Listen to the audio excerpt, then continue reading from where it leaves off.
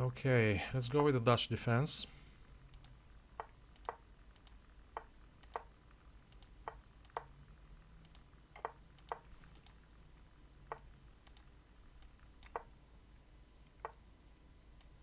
It's all standard opening moves. Okay. B3. Yeah, this is this. I think this is called the Botvinnik variation. Without the exchange on A3. Let's see what's best here. I think normally when they go bishop to B2, you have to go bishop to B7. I think you have plenty of time to carry out this plan. Now they're planning F3 D4, so I think here one of the knights needs to be taken, and I think it's this knight because it's much more difficult for this one to come to E5. If you take this one has a way back to E5, but this one doesn't. So let's see. If I don't take, then F3 comes with a tempo, and I'm not quite sure whether I can just take, and if he's better after taking. So let's see.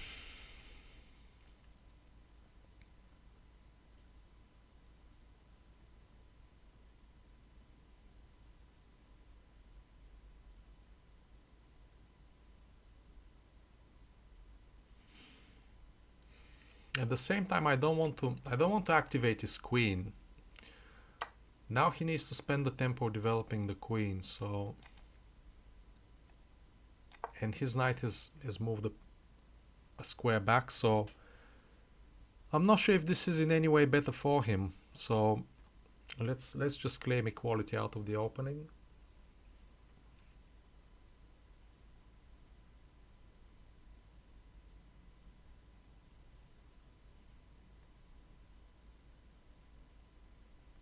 Obviously coming back to F3 and then going to E5 takes some time. In which case I can just develop the bishop or just play bishop to F6 maybe. Okay, this is interesting. He wants to come here.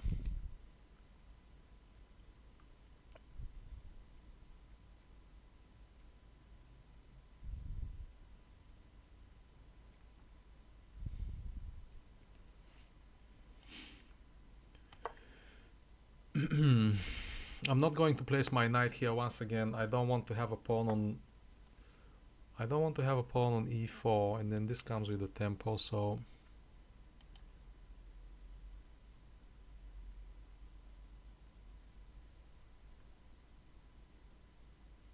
let's play like this.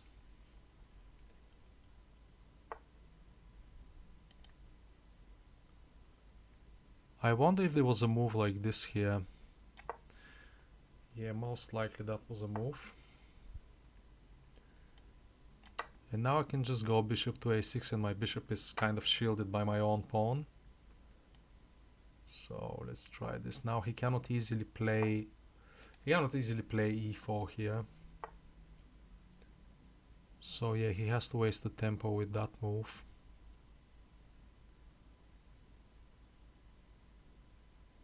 Let's just develop the queen.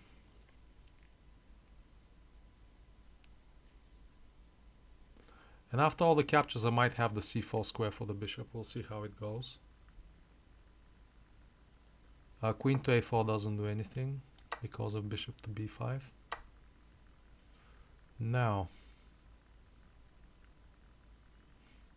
can I allow this move? Most likely I can. Or maybe I can play this. Yeah, this looks like a good move, perhaps. Because I can capture here.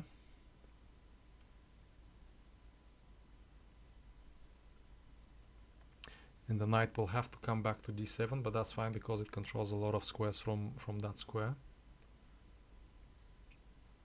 And this might be a dubious move, but I like playing dynamic chess. I like playing for the win, so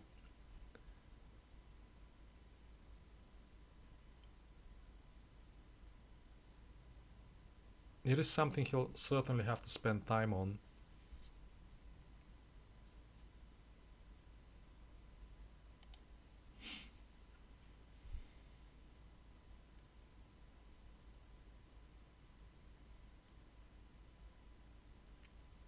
He does have this capture. Now in that case I just take with the knight and I'm more than okay.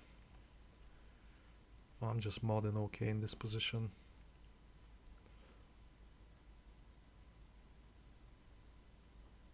Oh, I actually like this move. I actually like this move. Now doesn't just everything happen with the tempo here? Because at the end I have this as well. Let's see.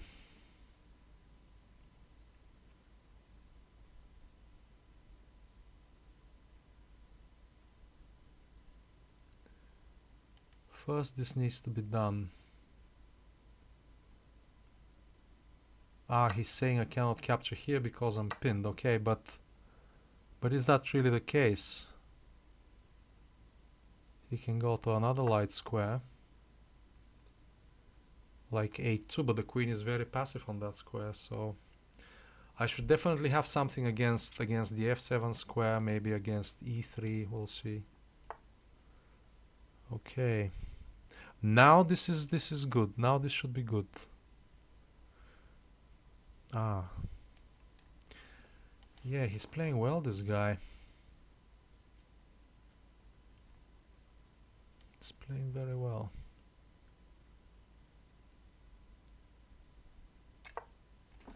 I want to defend g7. I have only 1 minute. Ah, this I didn't see. Yeah, he's playing suspiciously well, actually. Suspiciously well. His time management is very suspicious. He's spending an absolutely equal amount of time on every move. Like, look at this. Look at the moves here.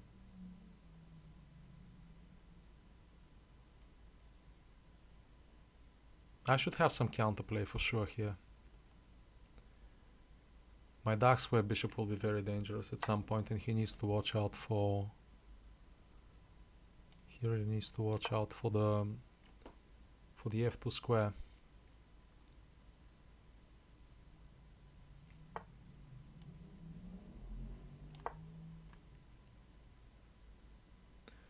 Now we can win this if we want. Well, this becomes kind of dangerous.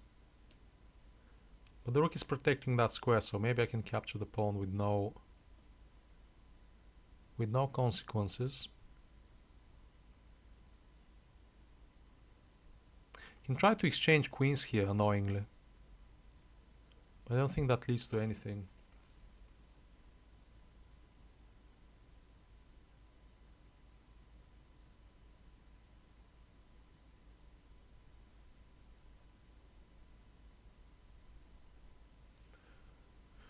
Let's see if we can survive this. I think I should definitely capture and then try and do something on the dark squares, because his dark squares are still very weak. Oh, I have very interesting stuff. I have bishop here, depending on where the queen goes. Yeah, let's do this. Give him a check. Now I think I have a perpetual. At the very least I have a perpetual. Yeah, let's go for the perpetual because there's not enough time, unfortunately. So it will have to be a perpetual, yeah. Anyway, good game. I think this was probably winning at some point. We'll analyze and we'll see. Thanks for watching, and I'll see you in the next one.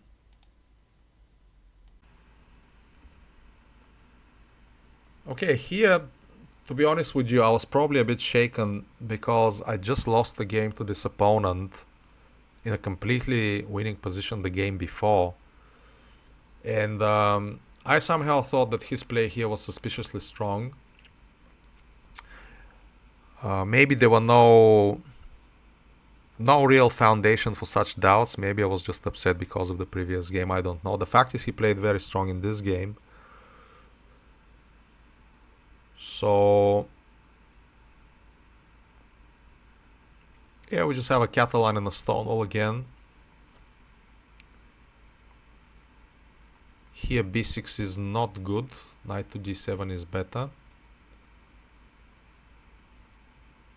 But he fails to react properly to this. Yeah, and that's because they have this very quick f3 plan. Okay, takes, and now knight e5, and they can just play f3 very quickly. So essentially you cannot play knight to d7 now. That is the problem. So that is why b6 is not good at this stage. Yeah, of course, I mean, it's just such a natural Stonewall move or Dutch defense move, knight to d7. I don't even know why I played b6 here. Maybe I was, as I said, I was just still a bit shaken from the game before. Wasn't really at my best at this point in the game.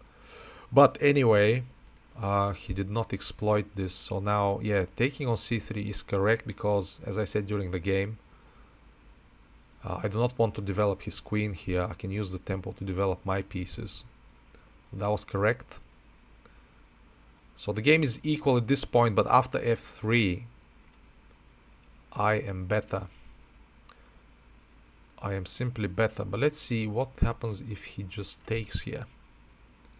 Oh, knight takes. Oh, knight takes with an attack on the bishop and a fork on e3. Excellent. I did not realize this, but again, you need to be watching out for things like this. He's weakening the e3 square by playing f3, so I need to keep my eye out for this tactic going forward. Very simple tactic. Yeah, okay, so f3, bishop to b7, c5. a5 is a good move. Takes, and now bishop a6. So I played this correctly, realizing that I've managed to untangle here completely. So very good. Takes.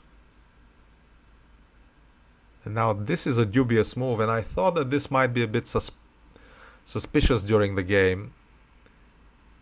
And it actually is, because stepping away, really? Who would ever play that here? Such a tense position. Maybe the move was actually good from a practical perspective, because after this we have this, and then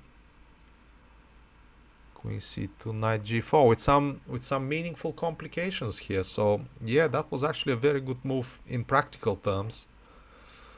I didn't manage to exploit it in the actual game because this is simply not good.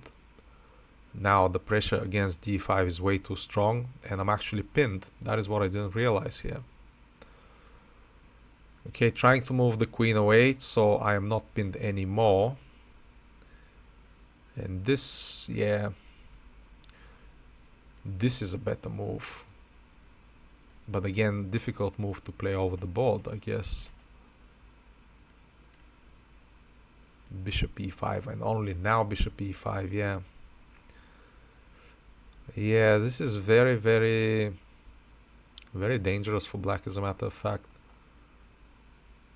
So instead of this e5 move, king h8, very counterintuitive. There's no threat on the light square diagonal yet. Why should I be playing king h8? But the computer sees very far ahead.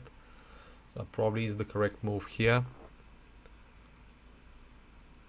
Then what do we do when this happens? I didn't wanna have to deal with this basically.